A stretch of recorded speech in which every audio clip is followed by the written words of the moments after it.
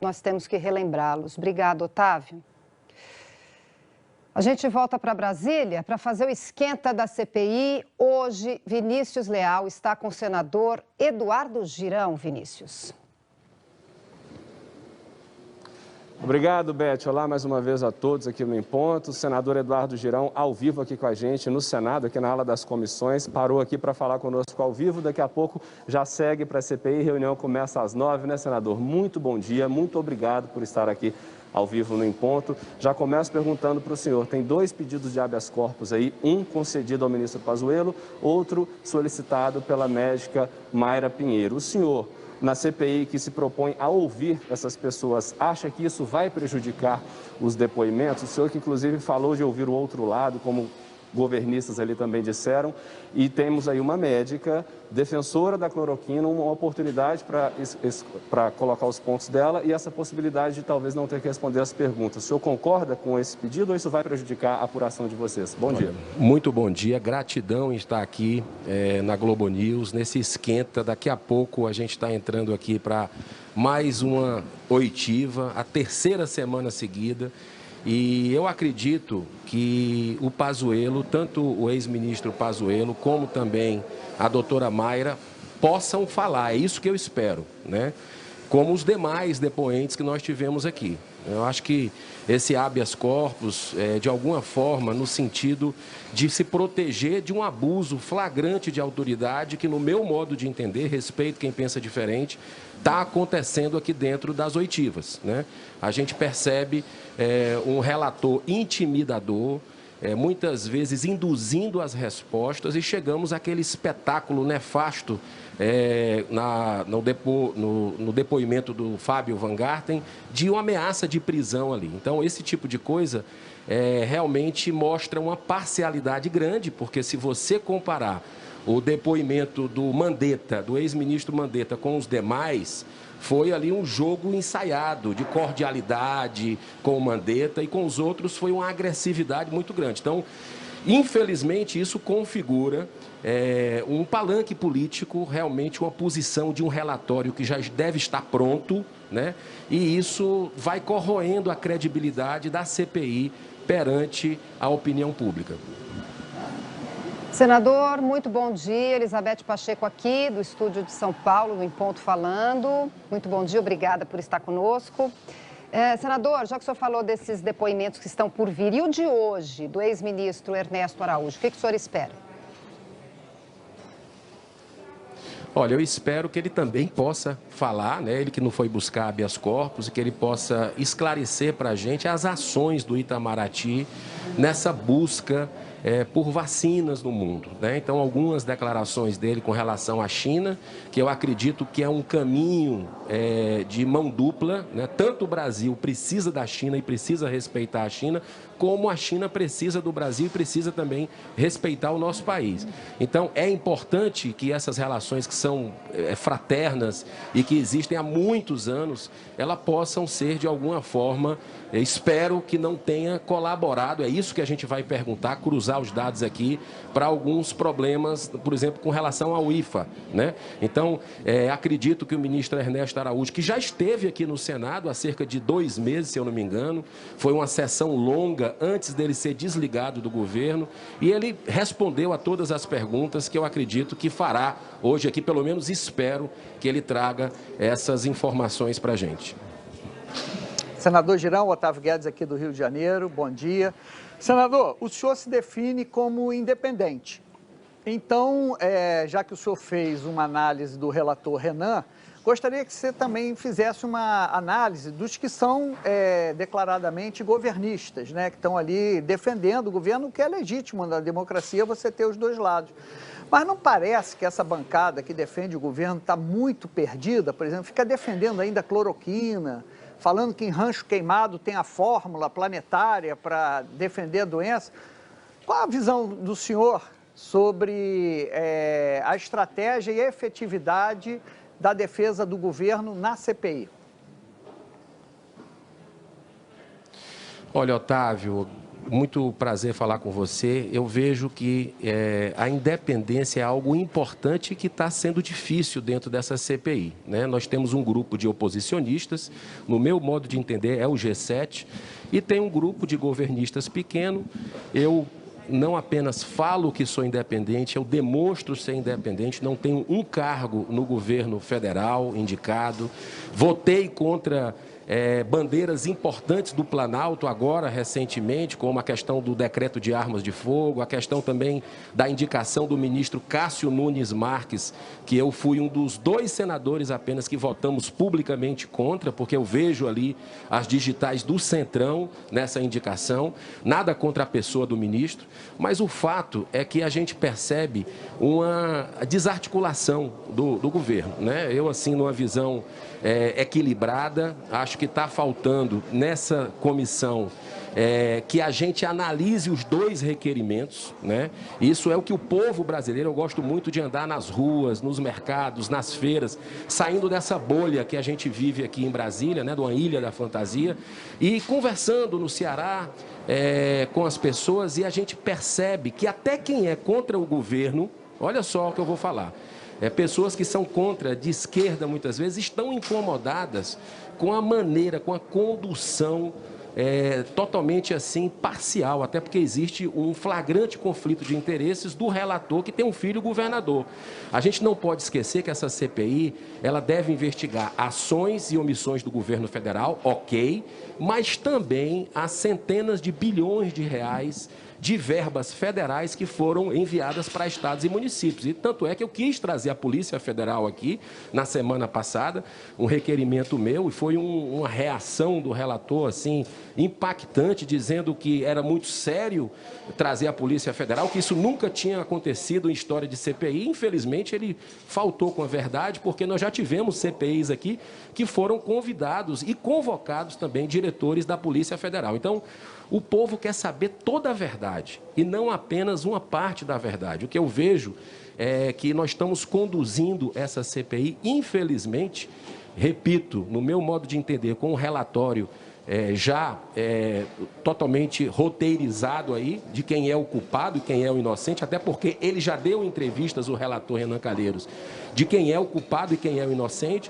Temos na comissão presidenciáveis também, o que tira a seriedade, a credibilidade desse trabalho, que poderia deixar um legado para as gerações, já que especialistas dizem que virão outras pandemias. A gente precisa saber o que é que erramos e o que é que acertamos, todos nós, seja governo federal, parlamento, judiciário. Eu acho que esse é um legado que a gente precisa deixar para as futuras gerações. Senador Girão, a respeito justamente dessas 2 declarações agora do senhor, o senhor, depois da repercussão na CPI, ainda pretende chamar aqui o diretor-geral da Polícia Federal, a Subprocuradora-Geral da República, seria para falar de detalhes de investigações e um embate que houve entre o senhor e a senadora Elisiane Gama, bem curto ali na semana passada. O senhor dizia que o desvio de verbas para os estados e municípios mata, e ela rebatia dizendo que negacionismo também mata. Eu te pergunto, o que mata mais? Ou o negacionismo ou o desvio de verba? Ou os 2, na verdade, matam da mesma forma e precisa-se de um consenso nessa CPI para se levar adiante o que vocês têm que investigar? Na verdade, aquela repercussão que aconteceu naquele momento, mas foi...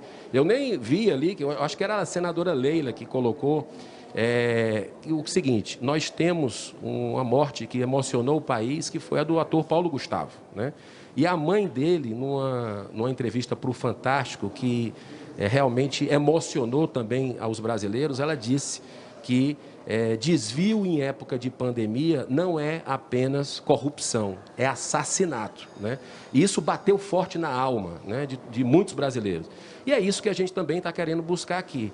Eu acredito que essa questão da ciência é importante, que a gente busque a verdade também na CPI. Eu defendo a autonomia médica e acredito que a gente deve trazer os melhores médicos especialistas, inclusive estou chamando também o doutor Davi Uip, né, para vir aqui, ele que no início defendia certos medicamentos e tomou e depois não se posicionou mais sobre esse assunto.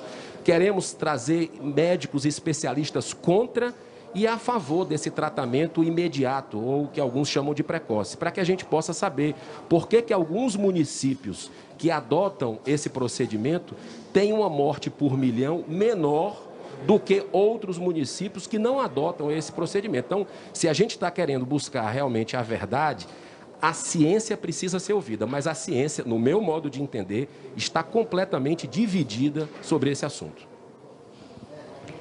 Senador, queria perguntar ainda nesse sentido das possíveis novas convocações, né, que inclusive que o senhor defende. O senhor acha importante, então, convocar o vereador Carlos Bolsonaro, já que também ele foi citado pelo executivo da Pfizer semana passada, que estaria nessa reunião com o próprio executivo da Pfizer, enfim, e a própria comissão entende, né, em alguns momentos, que há, sim, a formação de um gabinete paralelo para auxiliar aí o presidente Jair Bolsonaro em algumas decisões. O senhor acha importante, então, para esclarecer também esse fato, a convocação do vereador Carlos Bolsonaro?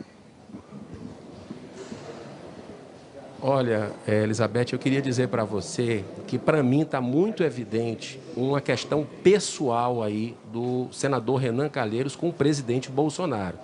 Nessa bola dividida eu não entro. Eu acho que a gente tem que ter um olhar mais, com mais sabedoria, com mais discernimento, para evitar conflitos que não vão trazer a verdade sobre os casos. Então, assim, nós temos um plano de trabalho que até hoje não foi votado nessa CPI. Nós já estamos na 3ª semana e não tem plano de trabalho.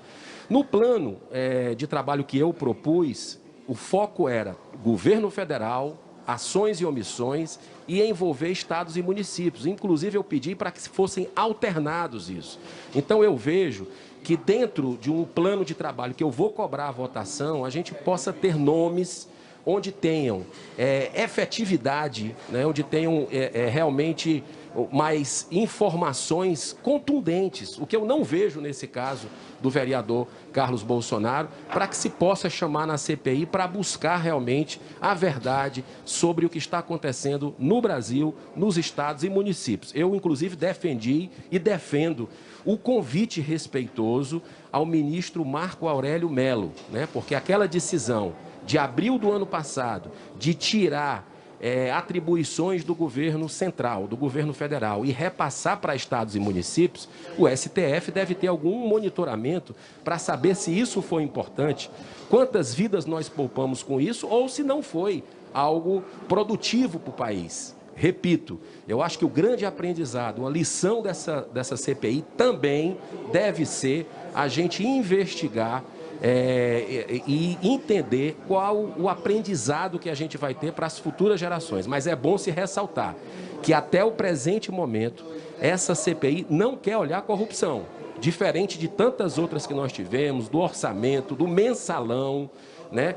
Também dos Correios, onde o foco principal era a corrupção. Essa CPI não olha para isso. E nós estamos insistindo porque a gente sabe que os valores do povo brasileiro são muito fortes hoje, cada vez mais sólidos, contra a corrupção e contra a impunidade no nosso país. Senador, na visão do senhor, a ciência está dividida entre o tratamento precoce, o uso da cloroquina. E citou alguns municípios aí com um índice de mortalidade baixo, virou um símbolo, Rancho Queimado, como um desses municípios. A minha pergunta é o seguinte: por que se abandonou os estudos sobre cloroquina em julho do ano passado por sua inutilidade? A OMS só não vamos mais estudar cloroquina que já está provado que não funciona. Então, assim, por que, na tua visão, a OMS estaria errado e Rancho Queimado estaria certo? Otávio, primeiro que não é apenas Rancho Queimado, são vários municípios brasileiros, inclusive o senador Heinz, que é um estudioso desse assunto, trouxe para a CPI, está convocando médicos, é uma linha dele de investigação também, para buscar a verdade. Com relação à OMS, eu, particularmente, respeito quem pensa diferente, mas considero uma casa que enveredou pela política, né? Se você pegar uma das primeiras atividades que a OMS considerou como essencial durante a pandemia, foi a realização de abortos você já vê que tem alguma coisa equivocada com isso, se o momento é de salvar vidas, né? Então, assim, eu vejo que a Associação Médica do Japão, por exemplo, tem um caminho com alguns medicamentos, né? Médicos europeus também, países que adotam certos protocolos. Então, isso a gente precisa buscar realmente sair desse foco apenas, porque essa CPI virou uma CPI da cloroquina. E eu acho que tem muito mais coisa importante para a gente buscar com relação a fatos, eventuais ações, omissões, tanto do governo federal, como também desvios de estados e municípios. Eu acho que a gente tem que rastrear o follow the money, que vocês jornalistas gostam muito, né, de falar, rastrear para onde foram, porque os equipamentos superfaturados, respiradores que nunca chegaram, hospitais de campanha, a PGR era importante estar sendo ouvida também, já que disse que existiram irregularidades de vários governos estaduais e municipais. Então, a gente precisa realmente buscar toda a verdade e não apenas uma parte da verdade, que é o que, infelizmente, essa CPI está demonstrando ser um verdadeiro palanque político. Senador, a gente sempre acaba as entrevistas aqui com a provocação, né? E o senhor gosta de provocação. Senador Reis, o senhor disse que era um estudioso. O senhor tomaria um remédio indicado pelo Reis, que se formou em agronomia? Olha, o senador Reis é uma pessoa que tem demonstrado há muitos meses, não de agora, está em conversa com médicos, tanto do Brasil como do exterior. E médico dos dois lados, né? Por isso que a gente deve ouvir, é um princípio do jornalismo também, que a gente possa ouvir os dois lados, o contraditório e da ampla defesa. Ele não é médico, eu não tomaria nenhum remédio indicado por ele, mas o meu médico eu tomaria, né? Então, eu acho que a autonomia médica é importante daquelas pessoas que estudaram, que se dedicaram para poder fornecer para a gente conhecimento para salvar vidas. Senador Eduardo Girão, muito obrigado aqui nesse esquenta da CPI pela sua presença. É o quarto senador titular dessa CPI que participa conosco aqui. Já vai agora poder registrar a presença e seguir para a reunião que começa daqui a pouco. Eu volto com vocês, Beth, Otávio.